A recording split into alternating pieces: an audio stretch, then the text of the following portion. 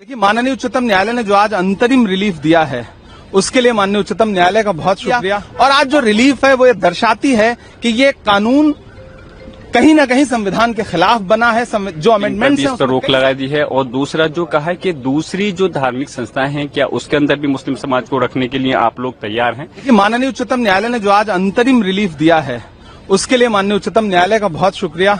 और वो सारे पॉइंट जो हमने पिटीशन में रखे थे, जो हमने पार्लियामेंट में उठाए थे, उसको ज्यादातर को माननीय उच्चतम न्यायालय ने संज्ञान लिया, कंसीडर किया। और आज जो रिलीफ है वो ये दर्शाती है कि ये कानून कहीं ना कहीं संविधान के खिलाफ बना है। जो अमेंडमेंट्स हैं उसमें कई सारे पॉइंट ऐसे हैं जो पूरी तरह से संविधान को मटिया मेट करने वाले थे। माननीय उच्चतम न्यायालय ने संज्ञान लिया और मुझे पूरा विश्वास है कि ये संविधान की जीत है, ये किसी पक्ष की जीत नहीं है, संविधान की जीत है।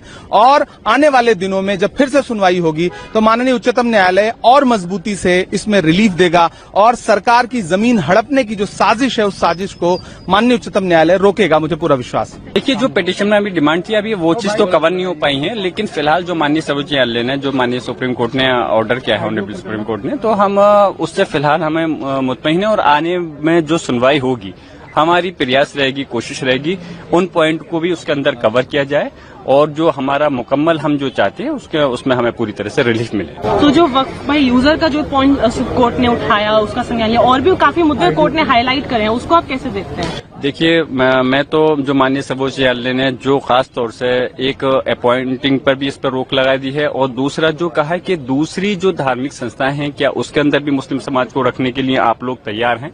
तो उनकी जो टिप्पणी है एक यकीनन ये किसी धार्मिक उसके लिए नहीं बल्कि देश को इंसाफ देने की उसमें टिप्पणी की है माननीय सर्वोच्च न्यायालय ने।